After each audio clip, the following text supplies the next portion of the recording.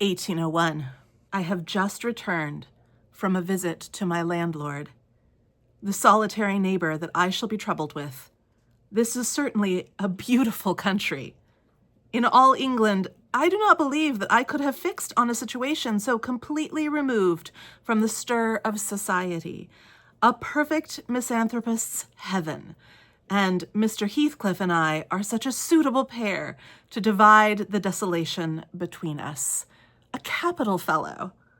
He little imagined how my heart warmed towards him when I beheld his black eyes withdraw so suspiciously under their brows as I rode up, and when his fingers sheltered themselves with a jealous resolution still further in his waistcoat as I announced my name. "Mr. Heathcliff," I said. A nod was the answer. "Mr. Lockwood, your new tenant, sir. I do myself the honor of calling as soon as possible after my arrival to express the hope that I have not inconvenienced you by my perseverance in soliciting the occupation of Thrushcross Grange.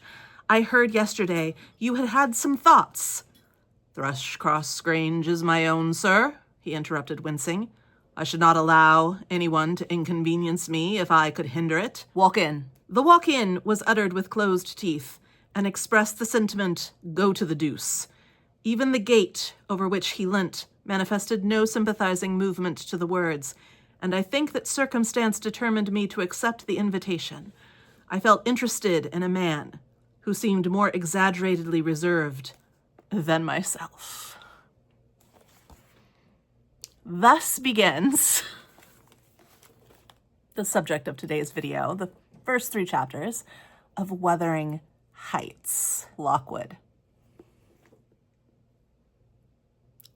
Lockwood. Has there ever been a more hilarious character in a Bronte novel? I don't think so. I think Lockwood is a comic device, a foil for Heathcliff, for sure. But I think what he's really doing is showing up for a novel of manners to show you, the reader, how very, very far away from that we are. This is no novel of manners. Wuthering Heights doesn't exist within that world. Lockwood, we're supposed to laugh at him. He is supposed to be blundering and ridiculous and completely out of his element. Why does Heathcliff rent Thrushcross Grange in the first place? He doesn't need the money. He may want the money, but he doesn't need the money. Why is he renting it in the first place? This is a question we will consider the further along we get.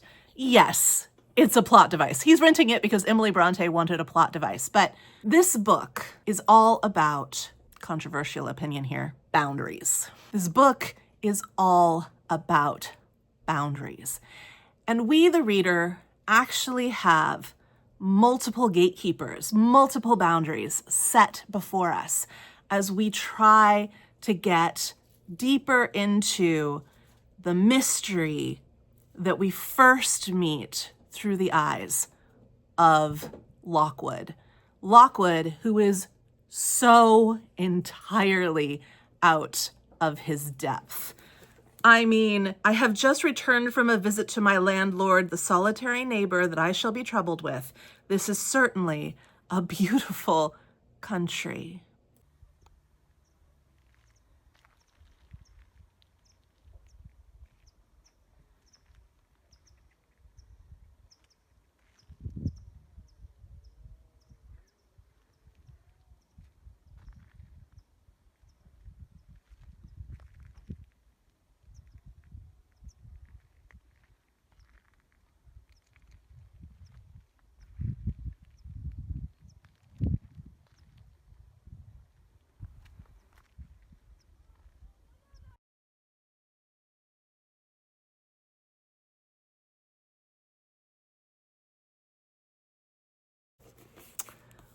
Wuthering is not a word you will find in the dictionary. If you type it into Word or Google Docs, they're going to underline it and tell you it should be withering. Withering means to dry up, to die on the vine, to grow smaller. Wuthering means battened by the wind. It's a local dialectical word, certainly a beautiful country, certainly a windy country. May well be beautiful, but it's wild and it's untamed and it's not concerned with manners. So Wuthering Heights was written in 1846. It was published in 1847. It was intended to be one of 3 volumes, one written by each Bronte sister, each living Bronte sister. Another book that came out of this triplet of books was Agnes Grey. Don't mind the squeaking, it's just Lola entertaining herself. First she wrote Agnes Grey, which was based on her own governessing experiences. And Charlotte wrote The Professor. Now, Charlotte was still obsessing over Constantine Heger, who was her professor, her French professor in Belgium. She was still obsessing over him, this married man with, I think, 12 children, who she will spend many years of her life obsessing over, and he will feature in the characters of the Professor and Rochester and the guy in Villette, whose name escapes me at the moment. He's not President Shirley. That's a thing. That's good. But she writes The Professor, and nobody wants to publish The Professor. They think it's terrible. And it's not great. It's not great. Read it now. It's not great. But Agnes Grey and Wuthering Heights are ready to go. Jane Eyre then gets written very quickly while Charlotte is in, I believe, York, taking care of her father after a cataracts removal surgery. I just typed. She wouldn't type. She just writes Jane Eyre. And the rest is history. People read these 3 books and they thought, you know what, maybe they're not written by these 3 men, Ellis, Acton, and Currer Bell. Maybe they're written by one man at 3 different stages of his life, or one man trying to express 3 different stages of a life. With Agnes Grey being the socialized version of a human, Jane Eyre being the idealized version of humanity, and Wuthering Heights being the off-the-charts opposite end of socialized, the wild, mercurial, instinctive, untamed aspect of humanity. Maybe they were all written by one person to make a point. No. No, Emily's just this wild. It's true. It's true, she is. A lot of people are going to go on to you about, for a long time, a lot of people are going to go on to you about, and with great passion, a lot of people are going to go on to you about how Heathcliff is a Byronic anti-hero. Yeah, sure. I mean, you can't not see that in the text. There's more to Heathcliff, though, than that. He is a sympathetic character. I don't find many Byronic anti-heroes to be sympathetic characters. What's a Byronic anti-hero? Let the other people tell you. I don't want to spend a lot of time on that, but I do want to acknowledge that, yeah, he is this broody, self-centered antagonist of his own life. Sure. He's also a soft cream puff who honestly tells you who he is every step of the way, and it's not his fault if you don't believe him. I am a Heathcliff stan, and I will love him till the day I die. Cannot be said of other Byronic anti-heroes, including Byron himself, to be quite honest. Who's Byron? Look him up. Look him up. Did you know that Coca-Cola was Emily Bronte's favorite soda? I'm sorry. I got home from school and sat down and started filming this, so I'm a little punchy. Here we go. This was written in was published in 1847. Written in 1846. Emily dies at the age of 30 in 1848.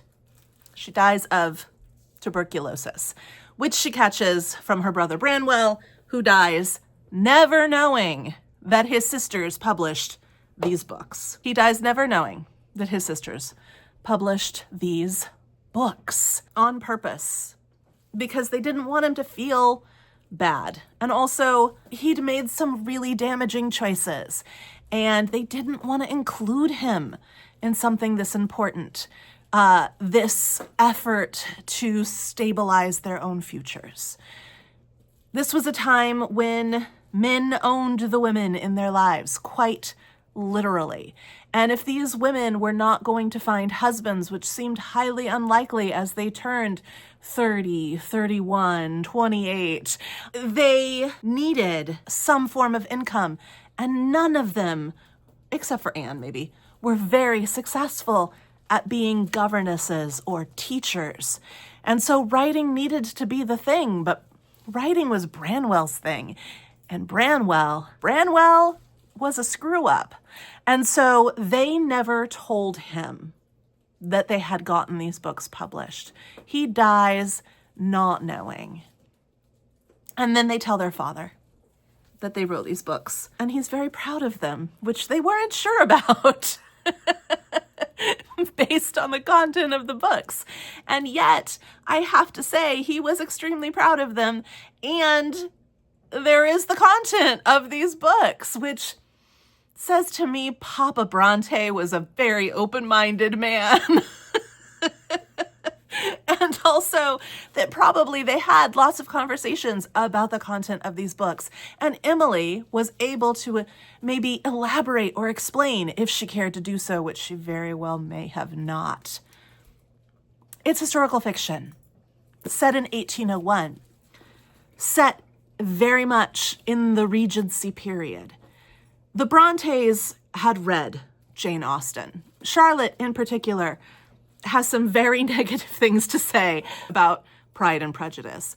They found her writing to be flighty and fluffy and socially acceptable. They found it to be strictured. Is that a word? Not structured. I think I'm thinking something in between strict and structured. Strictured.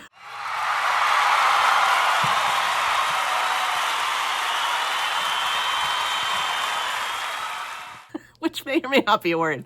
But they found it to be very confining and tight. And they thought, nobody lives like this. Well, actually, a lot of people did. Nobody lived like that around them. But a lot of people did live that way. They were much more interested in emotional expression. They were much more interested.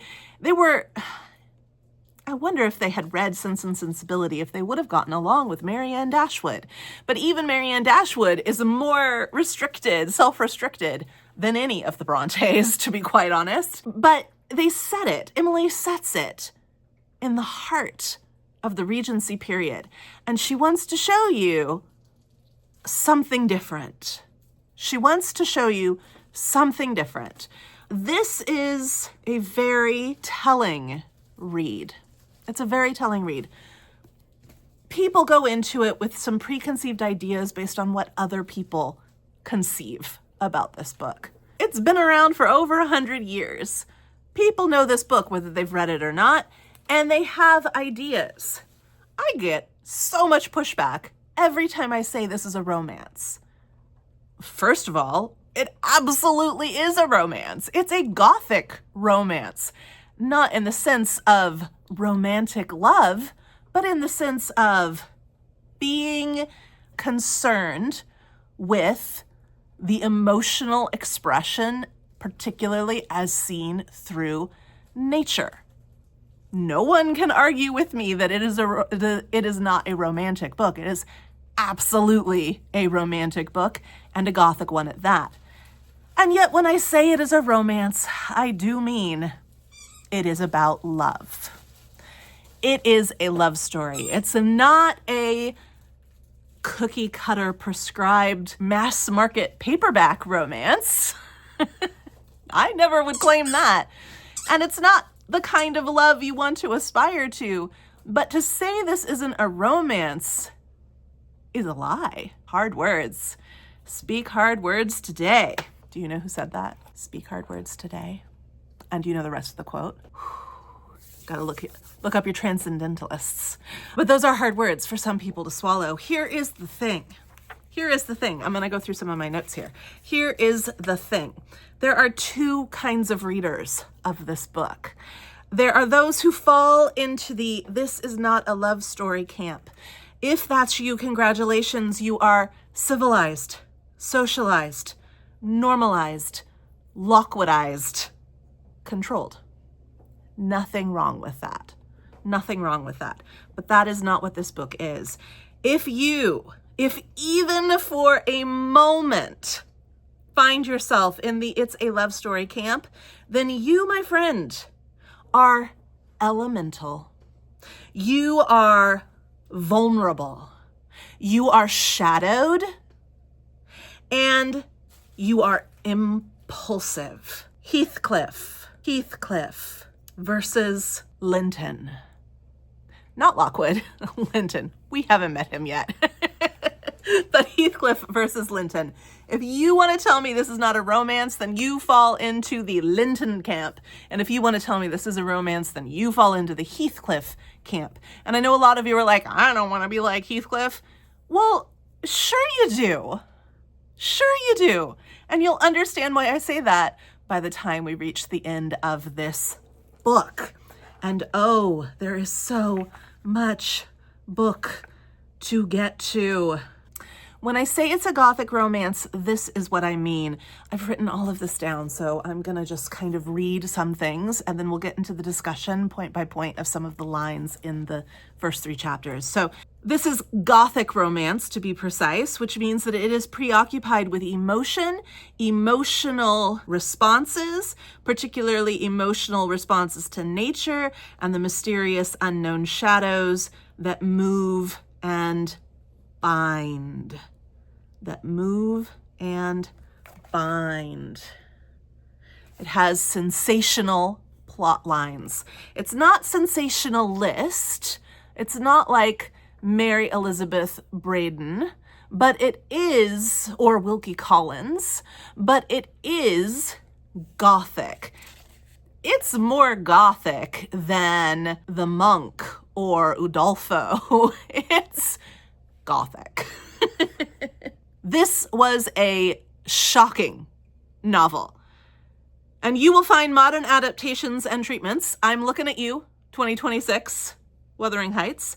They up the racy sex scenes pretty tremendously to try and contextualize how inappropriate the Heights would have actually felt to an 1847 parlor reader.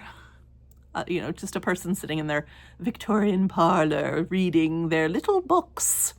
It's set in Jane Austen times, like I've already said. It's set in a novel of manners era, and yet it is wild. It is unmannered, this book. You have to understand that before you go into it. And you have to understand Lockwood as a character, because he is setting the tone for you that this is his little gentlemanly adventure into a Jane Austen novel.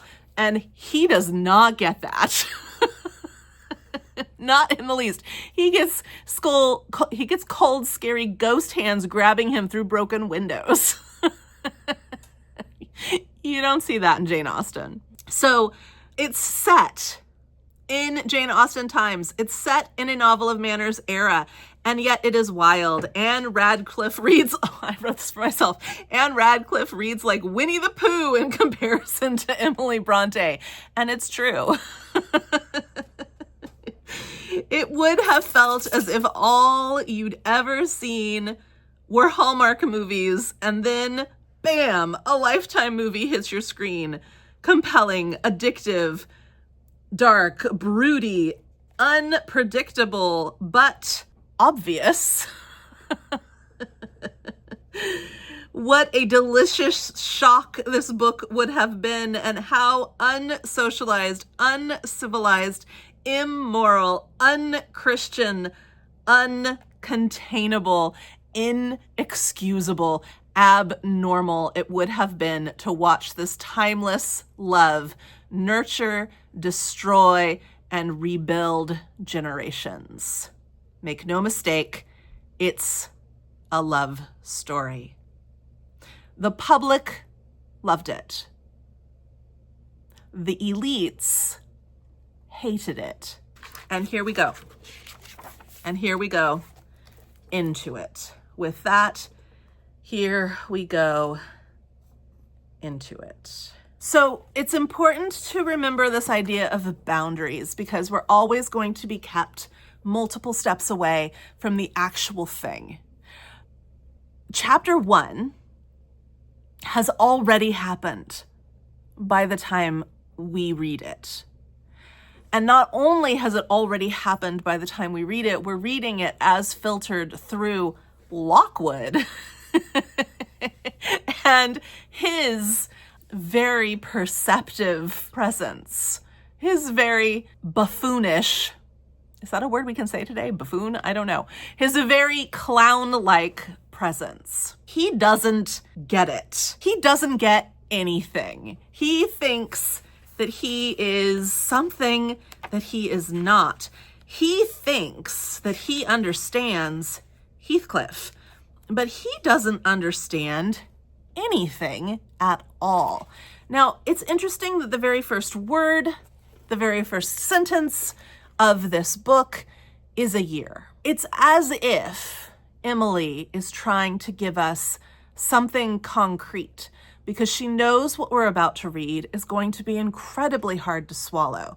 And yet it's like she's giving us this little marker of, we can place this solidly in time.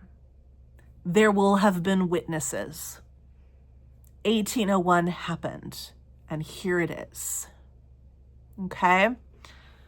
We've already seen Lockwood arrive.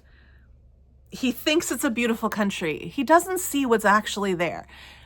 The beautiful country is rough and unpredictable and terrifying and dangerous. And he doesn't see Heathcliff for who he really is either. Heathcliff is showing him, just like the Moors are showing him and will continue to show him in the first 3 chapters. They are not like him. He is not like them. And yet, the whole reason that he has worked to rent out, we discover in my version, this is my version, and on page 6 in my version, we discover that the whole reason that Lockwood has decided to and fought to rent out Wuthering Heights is because he's running from a social faux pas that he made. He's at the coast, and prior to renting Thrushcross Grange, he's at the coast, and he sees a young lady that he finds interesting. He's attracted to her. And he doesn't show her or tell her. He just gets upset with her that she can't tell that he likes her. And when she finally does kind of catch on and she tries to encourage him with socially appropriate actions, he pretends like he's not interested in her at all. And then because she is confused, I thought he didn't like me, then I thought he liked me, and now I think he doesn't like me, she gets her and her mother to leave and to move on to another coastal destination. And he is upset by this, and he thinks that because he has gone through this, he can somehow relate to the darkness that he perceives in Heathcliff. He is constantly misreading situations. We see this over and over again. For example, I believe it's chapter 2. Yeah, in chapter 2, when he arrives, against everything that he sees would tell him better judgment, against all better judgment and everything he can see with his eyes. He walks from Thrushcross Grange over to the Heights the next day in the snow and the frost, and arrives, and Zillah, who we meet, she is, in 1801, the housekeeper at Wuthering Heights. He arrives and he is trying to make small talk because that's what you do in socially acceptable situations, and she's having none of it. And he says, you know, that pile of puppies over there must be your favorites. And they turn out to be a bunch of dead rabbits ready to be stewed. So, Lockwood never sees what's actually there. So first off, we have an entirely and completely unreliable narrator. He lies to himself, he lies to others because he lies to himself, and he misreads quite effectively every situation he finds himself in. He thinks that everyone plays by the same rules as him, because these are the rules that are strongly and strictly established in society. But what he's here to show us in this first couple of chapters is that this isn't like any world he knows, which means, dear reader, this isn't like any world you know. These aren't like people you know. This isn't the game you think you're playing. Welcome to the Thunderdome. To be quite sincere. So, because he's gone through this and he thinks he's, a ladies' man and has been jilted and crushed, and that this is the most embarrassing thing that has ever happened or will ever happen to him, and oh, how can he recover? He has decided to rent Thrushcross Grange and all 4 acres of its gardens and beyond from Heathcliff. Heathcliff, who, although this is a book about names and about ownership, about titles and deeds, about succession and family name, Heathcliff has only a first name. He has no surname. He is only and always forever Heathcliff. He doesn't even take on the name of his adopter, Mr. Earnshaw. He doesn't become Heathcliff Earnshaw. He is simply Heathcliff. An amalgamation of 2 things that you find quite a lot of in the moors, which stretch between Wuthering Heights and Thrushcross Grange. So Lockwood is out of his element. He's out of his depth. And he's trying to communicate to us all that he sees and experiences. And we may find him foolish because he's a fool. But if we're going to be able to relate to one or the other, we're probably going to best relate to Lockwood. And we can see through Lockwood's vision of this experience that we too are out of our element here. We don't know what's going on.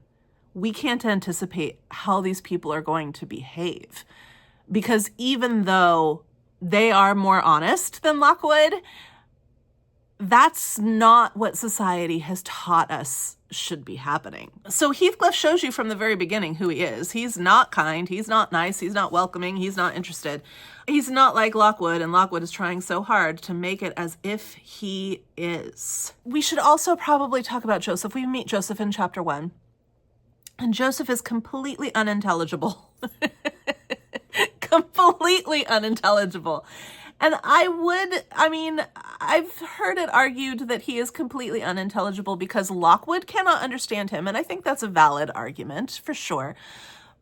And Lockwood is the one who's writing this down, but I do have to say that a lot of this book, we're going to change our narrator. We're going to be even one more boundary step further away from what's happening. We aren't there yet, but we will be. And he's still completely unintelligible.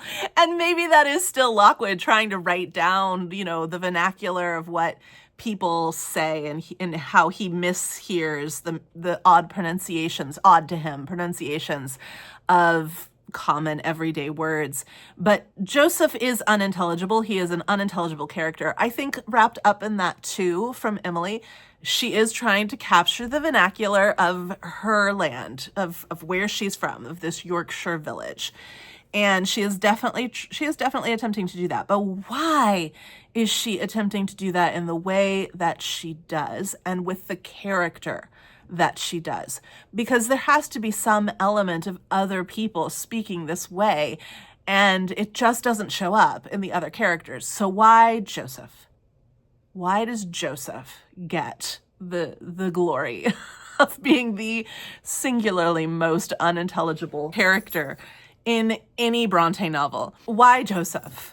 Well, I would argue that Emily is very clearly trying to make a statement about those who speak for God, about a certain type of religiosity, a certain kind of Christian. And Emily, her father is a pastor. She's probably met quite a lot of vicars, curates, clergymen. She has definitely met William Carus Wilson, who is the real life embodiment of Jane Eyre's Mr. Brocklehurst. She's met a lot of very difficult to swallow Christian teachers. And I think that the reason Joseph is so unintelligible is because he's kind of speaking another language. Yeah, he's speaking the Yorkshire dialect, which kind of sometimes feels like another language. But really, he's also, from all of these people, speaking a different tongue. He's constantly referring to biblical stories that you may or may not catch as a reader, that they may or may not catch as complete and utter heathens. The heights, not heaven. I think that there has something to do with religiosity. I think that is definitely part of the reason why Joseph is so unintelligible in this book. But we'll unpack that more as we continue on in the reading. Another scene that is worth mentioning in chapter 1, before we leave it and move into chapter 2, is the scene where the dogs attack him. Now, we'll see multiple times in the first 3 chapters of this man being threatened by dogs, and really, the dogs are never threatening him. He's a total coward. He's an absolute ridiculous coward who cannot read a room. He cannot read a room. He cannot. And yet he comes from he is our ambassador of society in this novel. And it's so funny. So it says, Joseph mumbled indistinctly in the depths of the cellar, but gave no intimation of ascending. So his master dived down to him, leaving me vis-a-vis the ruffianly bitch, which means female dog here and always, and a pair of grim, shaggy sheepdogs who shared with her a jealous guardianship over all my movements. So he thinks that these 3 dogs are staring at him, holding tight to him, analyzing his movements, ready to pounce, ready to get him, that he is visibly and acutely threatened, right? Not anxious to come into contact with their fangs, I sat still. But, oh Lockwood, here you are. But Imagining they would scarcely understand tacit insults, I unfortunately indulged in winking and made faces at the trio, and some turn of my physiognomy so irritated Madame that she suddenly broke into a fury and leapt on my knees. I flung her back and hastened to interpose the table between us. This proceeding roused the whole hive. Half a dozen four-footed fiends of various sizes and ages issued from hidden dens to the common center.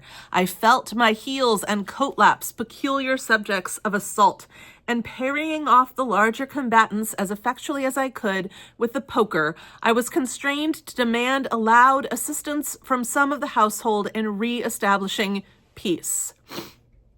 So basically what happens is he's sitting there as still as he can while some dogs kind of look at him because he's in their space. He winks at them and one comes and jumps on his lap. And he freaks out, pushes it off, runs behind a table, and starts trying to poke at the rest of them. He's now roused the whole crew of them, and he's poking at him with a poker. And they're barking and yapping because they're all like woken up now. Sounds terrifying, doesn't it? Terrifying. And he's screaming, "Help! Help!" Mr. Heathcliff and his man climb the cellar steps with vexatious phlegm. They're moving very slowly, probably because they can tell it's not that big of a deal. I don't think they moved 1 second faster than usual, though the hearth was an absolute tempest of worrying and yelping. Yeah, when dogs want to kill you, they don't yelp.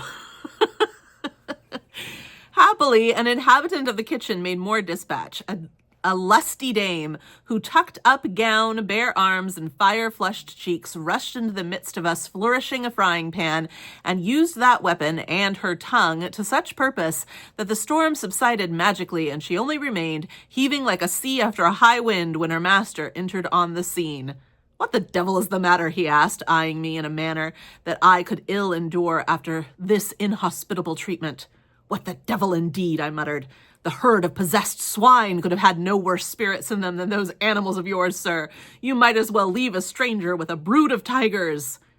"They won't meddle with a person who touch nothing," he remarked, putting the bottle before me and restoring the displaced table. "The dogs do right to be vigilant. Take a glass of wine? No, thank you. Not bitten, are you? If I had been, I would have set my signet on the biter." There is absolutely no way that if he had been bitten, Lockwood would have had the guts to then punch the dog. He literally threw himself behind a table because a dog jumped on his lap. These dogs were yelping and yapping and running and having a time. They were making noise and they were moving, and he thought that that meant that they wanted to kill him. If dogs want to get you, they don't yelp. They don't yelp. So he says he would have hurt the biter, and Heathcliff's countenance relaxes into a grin. Come, he says, "you're flustered, Mr. Lockwood." Now, Heathcliff can read people. Heathcliff knows exactly what he's dealing with in Lockwood. He knows exactly what he's dealing with in Lockwood. He is so completely clueless. The end of chapter 1 says, "I found him, Heathcliff, very intelligible on the topics we touched, and before I went home I was encouraged so far as to volunteer another visit tomorrow. He evidently wished no repetition of my intrusion. I shall go, notwithstanding. It is astonishing how sociable I feel myself compared with him." I said that I would go and visit him. He said, "No, don't come visit me." And I will go and visit him anyway, because I feel so sociable. Chapter 2. In chapter 2, he comes back. And he's not paying attention, as I've already said. He's not paying attention to all of the signs in front of him. Here is the thing.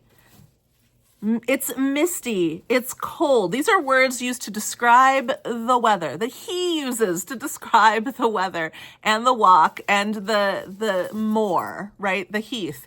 He's like, it's misty, it's cold, it's bleak, there's black frost, the air made me shiver. And yet he still decides that he's going to go, right? He's going to brave the elements, and against express wishes from Heathcliff, he's going to go back for a second visit because his first visit was so pleasant. Now, he literally says in the first chapter that he wanted Thrushcross Grange so that he could have some alone time because he had had this very embarrassing experience. And now he has rented it, and he hasn't even stayed in it for, 36 hours. He hasn't even stayed in it for 48 hours. And he's already had to go and seek out the only neighbor he has, who is Heathcliff. He has to seek out society. But this isn't society like he thinks it is. However, when he arrives, he's trying to make small talk. We've already talked about the dead rabbits. And it's just not working. There's some more talk about the rough weather.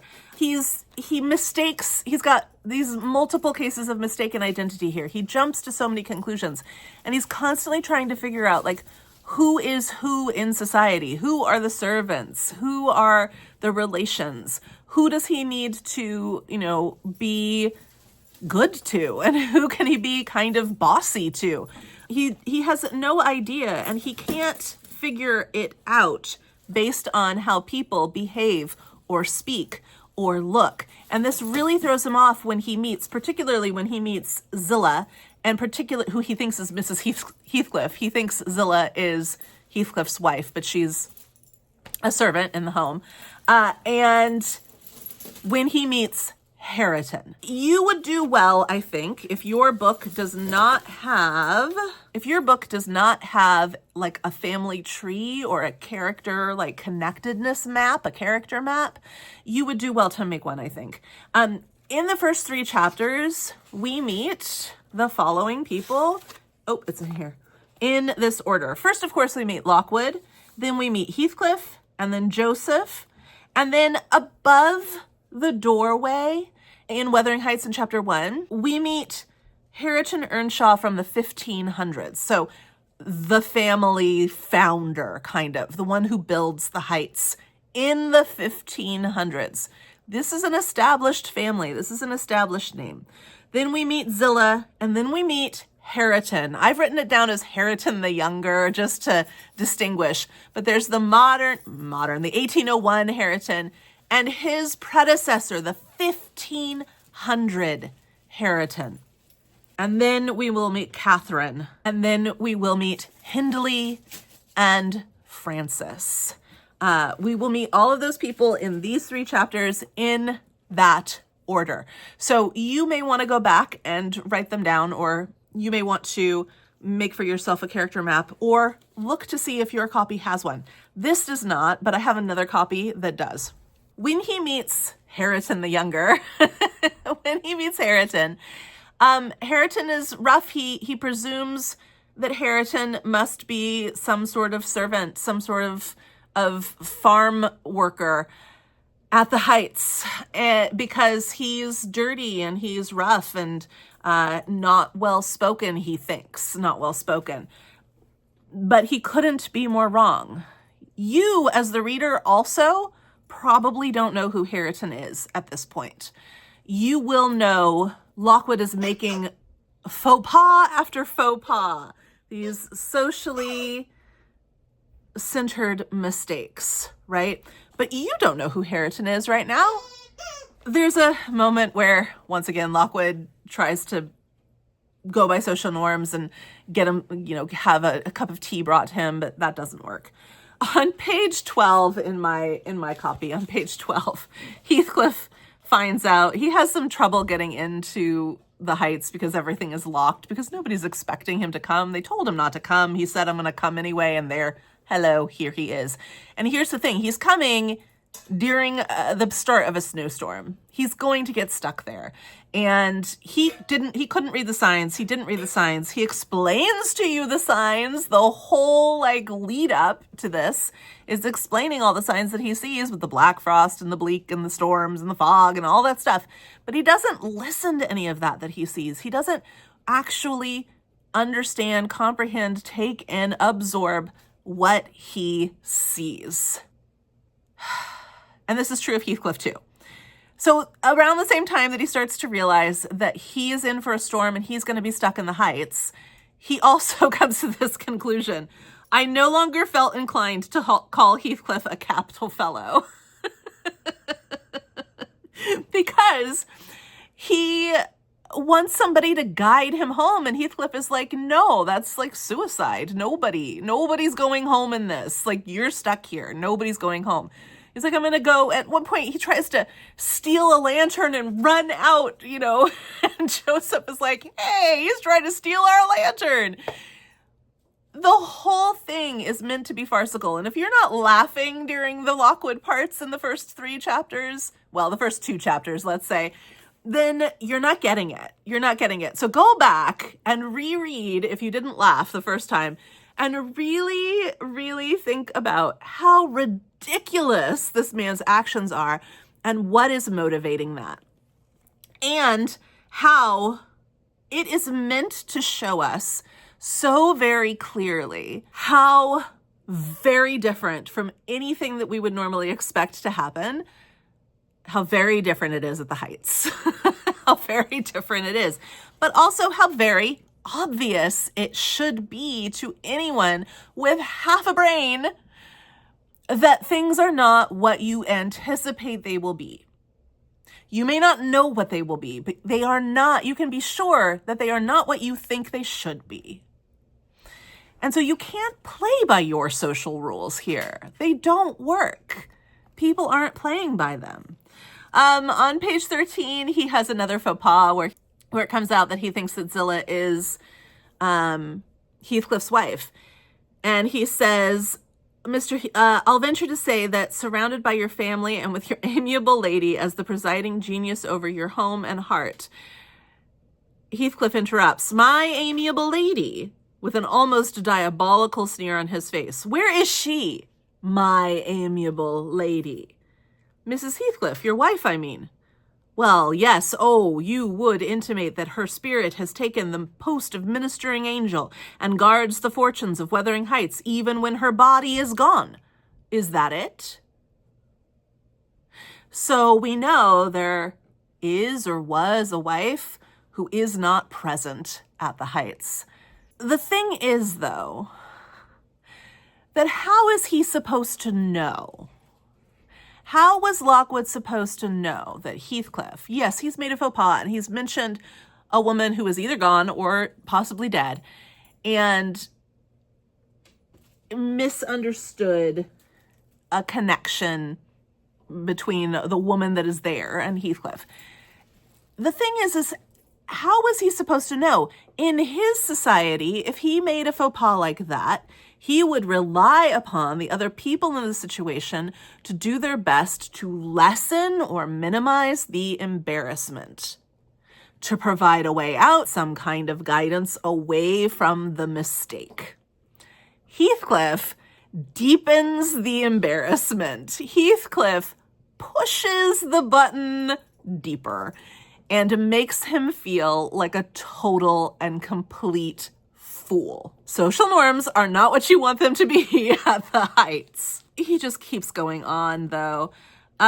Well, yes, you would, wait, no. Perceiving myself in a blunder, I attempted to correct it. I might have seen there was too great a disparity between the ages of the parties to make it likely that they were man and wife. One was about 40, a period of mental vigor at which men seldom cherished the delusion of being married for love by girls. That dream is reserved for the solace of our declining years. The other did not look 17. Then it flashed upon me. The clown at my elbow, who was drinking his tea out of a basin and eating his bread with unwashed hands, may be her husband. Heathcliff Jr., of course. So he now is going to misinterpret Hareton. First, he's going to think that Hareton is married to the girl, and he is going to think that Hareton is Heathcliff's son, and we will be corrected. We will be corrected. Here is the, this is my favorite. Here is the consequence of being buried alive. She has thrown herself away upon that boar from sheer ignorance that better individuals existed, a sad pity. I must beware how I cause her to regret her choice. Oh, Lockwood. He literally just sits there and criticizes Hareton. It's Hareton, who he thinks is Heathcliff's son. And he assumes that the young woman who's here in this house has married Hareton because she did not know that better people existed. And now that she's met Lockwood, she's really going to feel bad because now she sees that much better people exist. And of course, she's going to be so attracted to him. And that will just make her feel so awful. Enough said. Enough said. We learn that Mrs. Heathcliff is my daughter-in-law, said Heathcliff, corroborating my surmise. So when Heathcliff finally clarifies who the young girl is, not his wife, but his daughter-in-law, Lockwood continues, that firms Lockwood's belief that Hareton is Heathcliff's son. And then we hear this at the top of page 14. Ah, certainly, I see now you are the favored possessor of the beneficent fairy, I remarked, turning to my neighbor. This was worse than before. The youth grew crimson and clenched his fist with every appearance of a meditated assault. But he seemed to recollect himself presently, and smothered the storm in a brutal curse, muttered on my behalf, which, however, I took care not to notice. Unhappy in your conjectures, sir, observed my host. We neither of us have the privilege of owning your good fairy. Her mate is dead. I said she was my daughter-in-law, therefore she must have married my son. And this young man is not my son, assuredly. Heathcliff smiled again, as if it were rather too bold a jest to attribute to the paternity of that bear to him. My name is Hareton Earnshaw, growled the other, and I'd counsel you to respect it. So here we have Hareton Earnshaw in 1801. 300 years earlier, Hareton's ancestor built the Heights, built Wuthering Heights. How, you the reader should be asking, has Heathcliff, with no Earnshaw surname, come to be the owner of the Heights? With Hareton, who should by rights have inherited that position, sunk so low as to be able to be misconstrued as a hired hand? You should be asking that question. As a reader of this book for the first time, you should be wondering, his name is over the door. Why is he in the position he's in? Wait a minute. Who is Heathcliff? Who is he? We have another instance a little lower on that page of Lockwood ridiculously saying that he would box somebody's ears. There is no way that the man who runs away from a dog who jumps into his lap, probably affectionately, is ever going to box one of these men's ears. Heathcliff or Hareton, Joseph even, he is not going to have the courage to do any of that. Also, and I write LOL next to this, shortly after that, he says, I began to feel unmistakably out of place. Honey, you have been blaringly, glaringly, screamingly out of place since 1801. And he says, I don't think it's possible for me to get home now. And they all just kind of ignore him. Hareton goes to drive the sheep into safety. And this is when he starts to get pretty upset because nobody seems to be paying attention to him. And then he's just kind of standing there. And then he gets to witness one of my favorite scenes in all of literature, particularly coming from Emily Bronte. Young Mrs. Heathcliff, Heathcliff's daughter-in-law, in order to keep Joseph at bay, pretends to be a witch. Or is she a witch? But she definitely pretends to be a witch. And in 1801, that's a very dangerous thing to do, isn't it? You could be hanged for that. But she does it so well. So she says to Joseph, Joseph says something to her.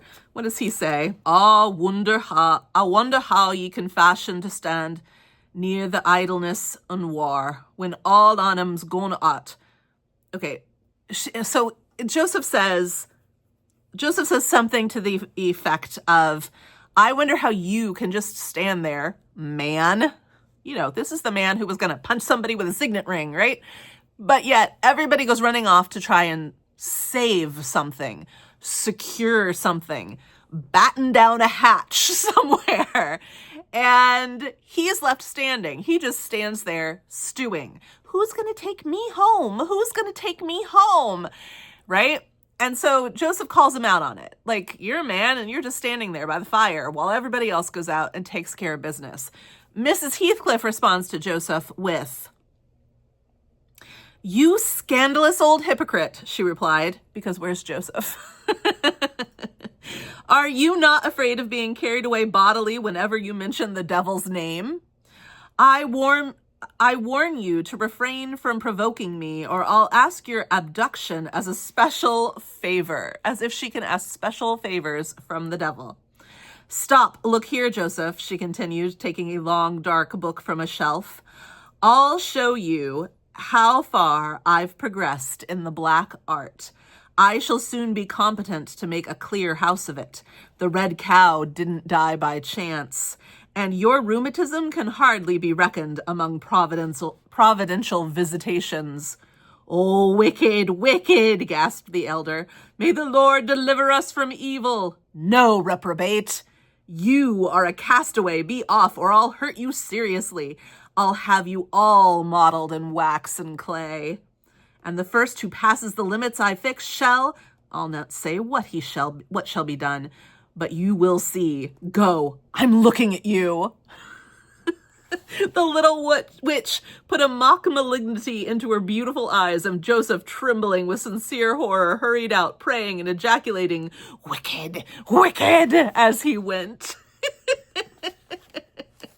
It's such an interesting feminine perspective to empower herself, like to call upon witchcraft, witchery as a way of making herself bigger, more powerful, more autonomous among this world of men, religious guy in particular, and to play with him and his limited scope of mind in this way. He's just so limited in his worldview, to think that, yeah, she might just have these dark powers. She might make a wax model of me and stab me, or she might be the reason the red cow died. She might be the reason that I have rheumatism. Can't be nature. But it's just such a wild way for Emily to choose to empower this woman. I mean, we still read witchy books today. We still read books where witches feature because something in that speaks to us about female power. And here we have Emily Bronte saying, this is how, in this intolerable situation, this woman establishes boundaries for herself. She lays a boundary for herself by saying, I am aligned in this direction. Don't mess with me. I have this power that you can't explain or control. Don't mess with me. I am a witch. Don't mess with me. Whether or not she actually is, whether or not she actually believes it, most likely she doesn't. Most likely she's using it because she knows that he's superstitious and he's ultra religious and he will be afraid of this. That she knows that and takes advantage of that, uses that to her advantage, is an empowering move. And it's just such a cool thing to see in a book from a Bronte from the 1840s. Ooh. I think lots happen on these 2 pages. Let's see here. I love this too. I love this too. When he's like, Mrs. Heathcliff, maybe you can tell me, which direction to go. How do I get home? And she responds, take the road you came on. And then she also adds, though, that there's no sense in her trying, like him asking her to guide him, because they wouldn't let me go to the end of the garden wall. So here is an instance of kind of inserting this Gothic feel. We are removed. Everyone is removed. And now it's about to become this kind of closed door situation. Nobody can leave. We're all hemmed in by the storm, by the snow. We are maybe with a witch that Emily is constantly throughout. I haven't even pointed them all out, but she's constantly developing nature as a character in and of itself. A character that's reflected in Heathcliff. Maybe Heathcliff is nature itself. And also these weird little ghosty spiritual things, these shadows that are scary, these moments that he is terrified of that we are not terrified of. But maybe it's because of the shadow play, the echoes off the stone, just the sheer fact that nothing feels the way that it's supposed to feel in this place for him. He feels out of his element, right? And when you feel out of your element, you feel more vulnerable. And when you feel more vulnerable, you feel more easily frightened. And when you feel more easily frightened, everything becomes something scary, right? And so we're laying the groundwork for this to be something a little bit scary, a little bit creepy. We're easing into that. And this whole idea of women who are ensconced, who have no self-autonomy, who are trapped in some way, that is a constant in Gothic literature. In Gothic literature, you always have usually a woman who is trapped in some way, shape, some physical way, shape, or form.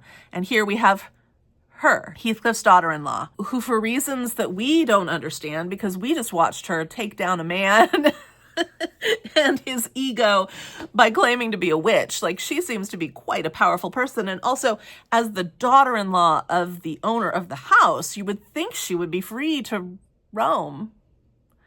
But she just confesses to us that they wouldn't let me go to the end of the garden wall. Why?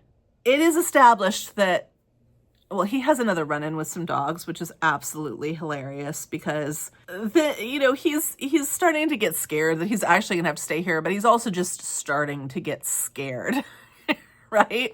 All of this stuff is playing with his mind. And Heathcliff says, fine, you're going to have to stay here. Like, there's nowhere for you to go. And he's like, okay, fine, show me a bed. And he's like, no, you don't get to stay in a bed. And he's like, Heathcliff says, one of the funniest lines in the whole book, you must share a bed with Hareton or Joseph. Who's going to share a bed with Hareton or Joseph? And then he's like, I could sleep on a chair. And Heathcliff's like, a stranger is a stranger, be he rich or poor. So Heathcliff has some trust issues. Interesting. He's renting out all of Thrushcross Grange to this man. Thrushcross Grange is a property he owns. Why won't he trust him in one room of Wuthering Heights?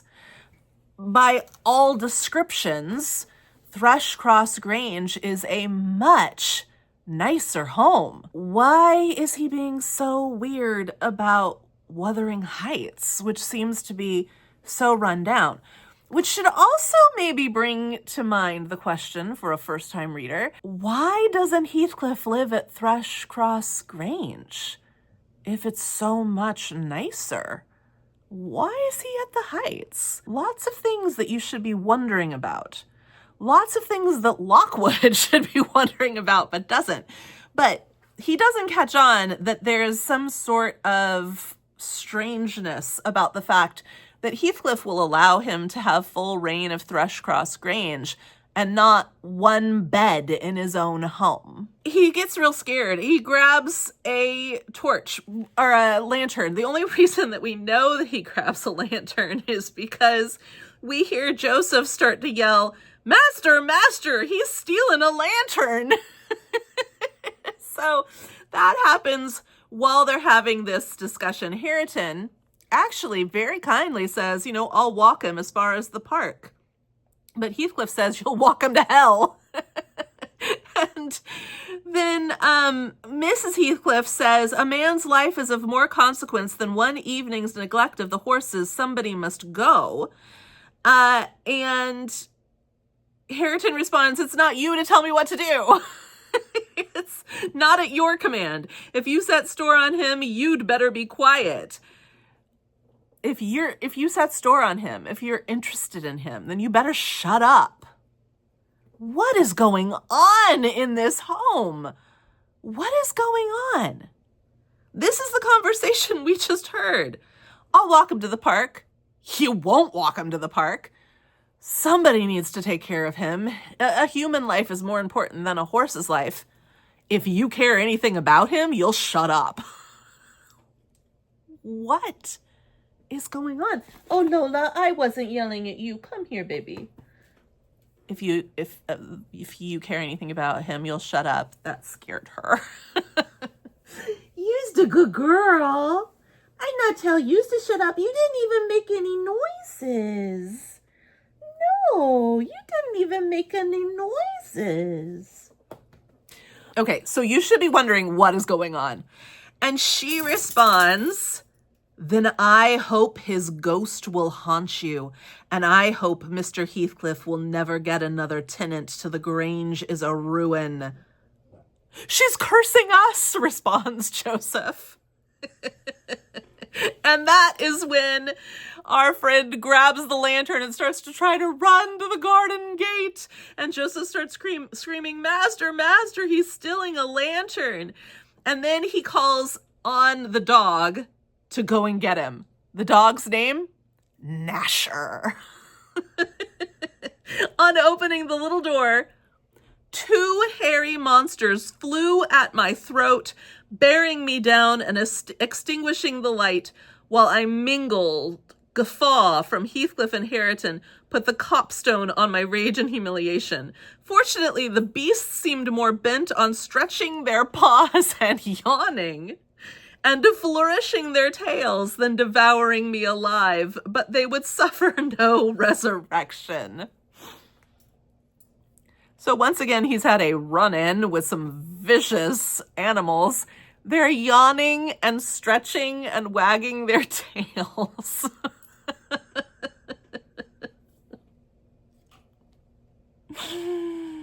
Oh, Lockwood. He then feels like he's maybe having a bit of self-realization as he kind of compares his situation to that of King Lear. If you're not familiar with the story of King Lear, have a look. It's a great illusion, which you may or may not get. Illusions are, if you know, little Easter egg rewards for realizing that all of literature is in conversation with itself. And if you get them, and your experience is enriched. And if you don't get them and they go over your head, that's fine too. The content of the tale is still there for you to access. We also hear on page 18, we hear Lockwood referred to as a lad. And so a lot of movies, I think, because he's wealthy, a lot of movies tend to portray Lockwood, if they portray him at all, as an older gentleman, at least middle-aged. But what I really think that Emily is doing here is giving us an inexperienced boy who's mansplaining society to all of us and not really understanding what he's dealing with. He's inexperienced. He's just a boy. And that would really explain his awkward encounter at the coast as well. Yeah, he's just a little wee one. It might also explain Hareton's aversion to Mrs. Heathcliff kind of speaking up for him, you know? If we want to read into it that maybe Hareton wants to be spoken up for. Chapter 3, we move into. So at the end of this chapter, it is agreed that he's going to stay put, kind of tacitly agreed that he's going to stay put. Zillah leads him to a room. It says, while leading the way upstairs, she recommended that I should hide the candle, not make a noise, for her master had an odd notion about the chambers she would put me in, and never let anybody lodge there willingly. I asked the reason. She did not know, she answered. She had only lived there a year or two, and they had so many queer goings-on, she could not begin to be curious. Too stupefied to be curious myself, I fastened my door and glanced around for the bed. And here we're going to find that there is no bed. There's actually like a cabinet bed.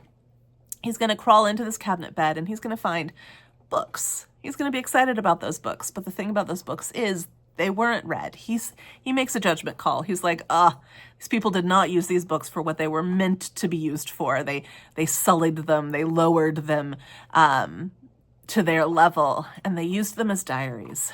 And there's a name that's written over and over and over again, but in different ways. There's the name Catherine Earnshaw, Catherine Heathcliff, Catherine Linton.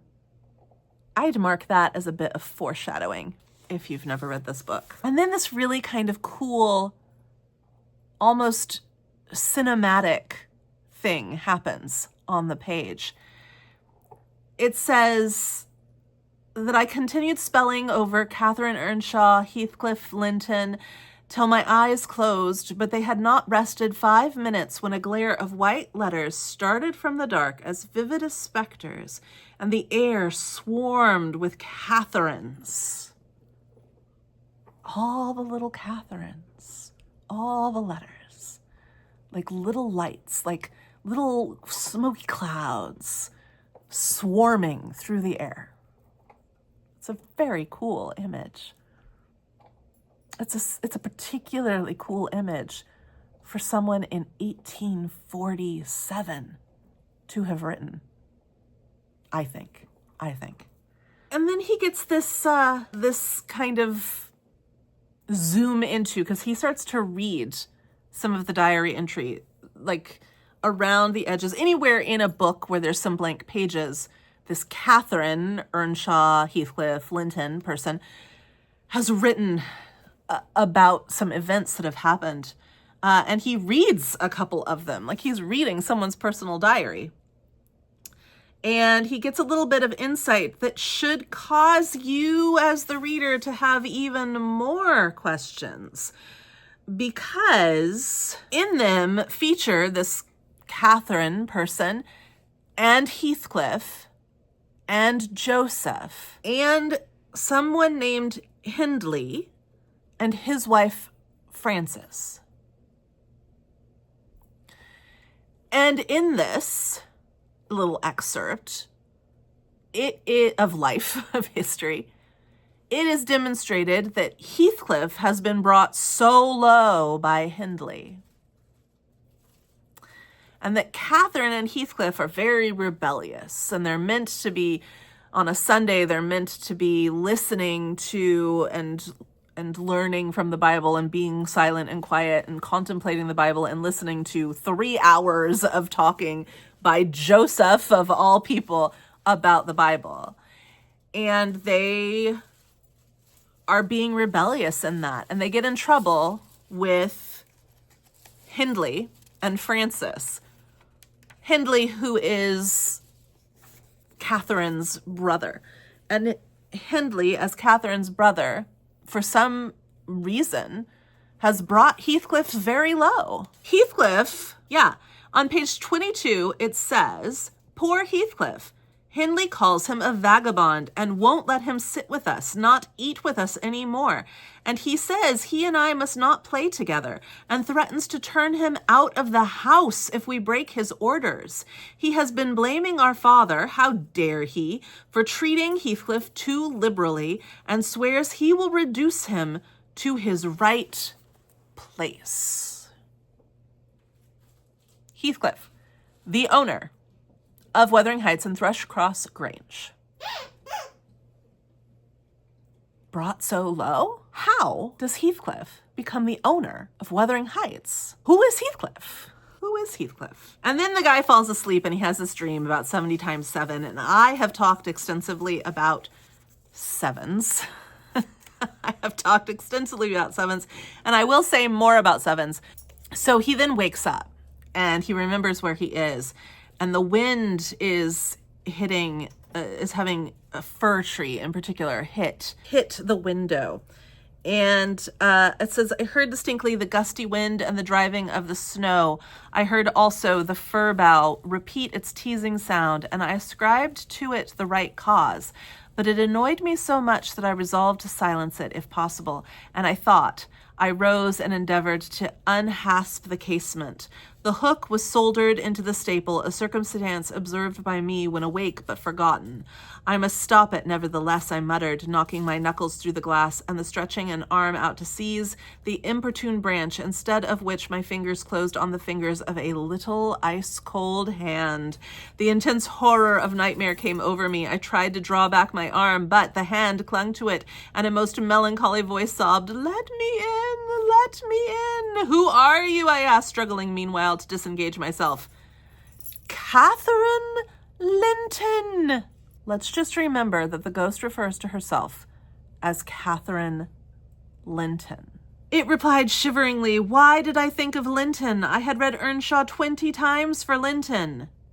Star that. Star it, please.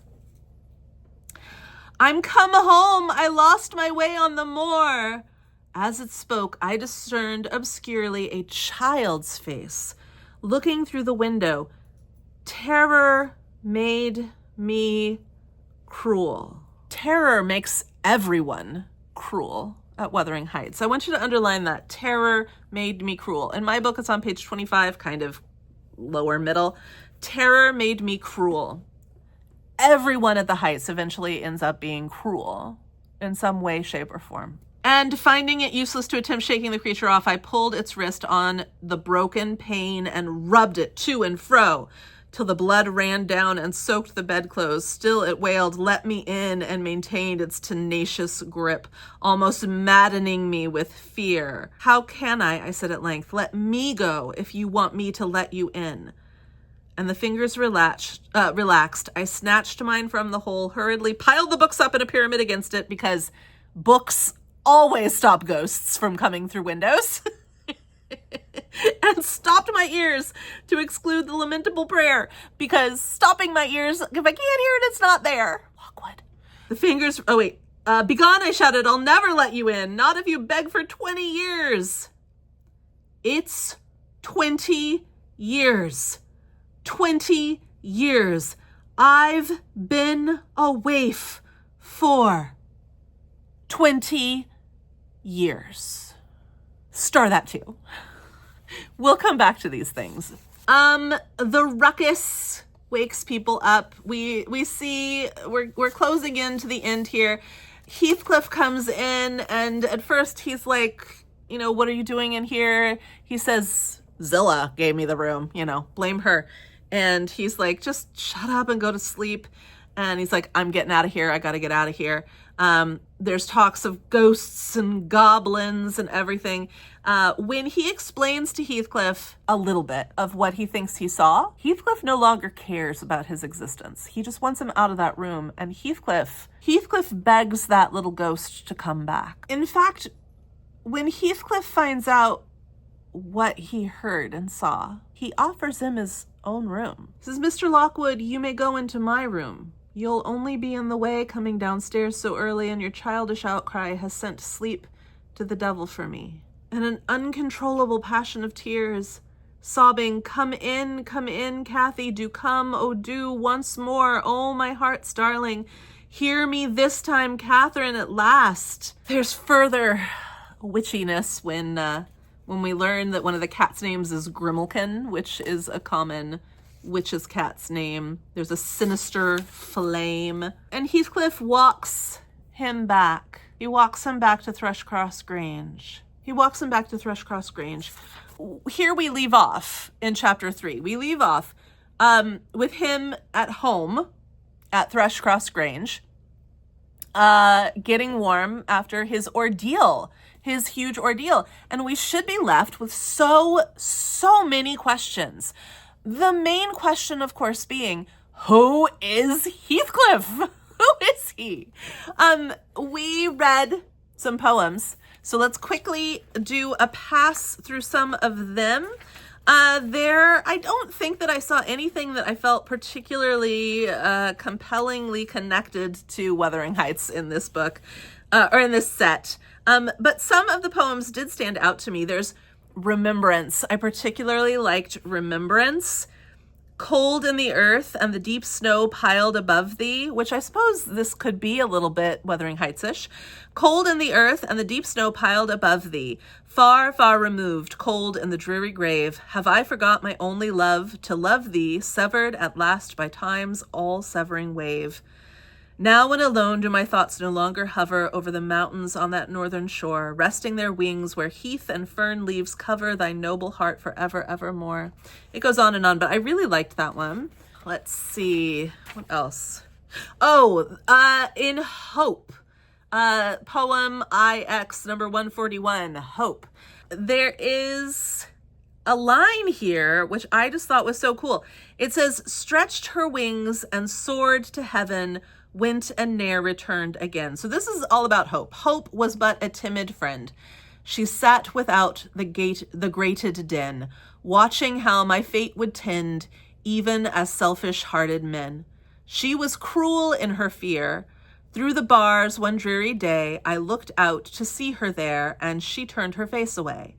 Like a false guard, false watch keeping, still in strife she whispered peace. She would sing while I was weeping. If I listened, she would cease. False she was and unrelenting when my last joys strewed the ground.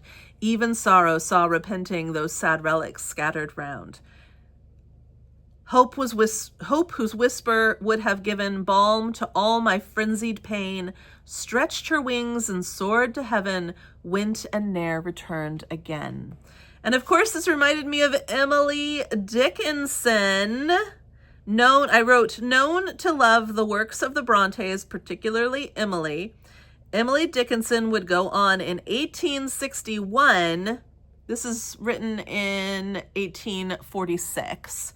So in 1861, Emily would go on, would go on to write, Hope is the thing with feathers. And I cannot help but see Emily B's influence here. Hope is the thing with feathers that perches in the soul. Stretched her wings and soared to heaven. It's so wild. It's so wild. But fancy still will sometimes deem her fond creation true. I also liked parts of How Clear She Shines. I liked Plead for Me. And that is as far as I read to. I'll start next time with Death. Poem 159, Death. So I didn't find anything particularly Wuthering Heights connected yet, but I'm really glad I read all of those poems. So you're going to read 3 chapters in February. We're going to come back and discuss them. We're going to pull together some things. As we get deeper into the book, we're going to start doing that jumping around. I'm going to take you back here, take you forward here thing. But for now, here we are. We are really at the point where we've established that this is a place where the rules don't apply, the social rules don't apply. We have established that there are a lot of signs, a lot of clear, when I say signs, I mean like written signs. There are a lot of clear communications about who these people are, what this place is like. as clear as the weather, right? But Lockwood is choosing not to see them. There's a lot of mysteries. Like, why is Hareton not the owner of Wuthering Heights? Why is Heathcliff the owner of Wuthering Heights? Who is Heathcliff? What happened with the little scary hand breaking the glass window, trying to come in?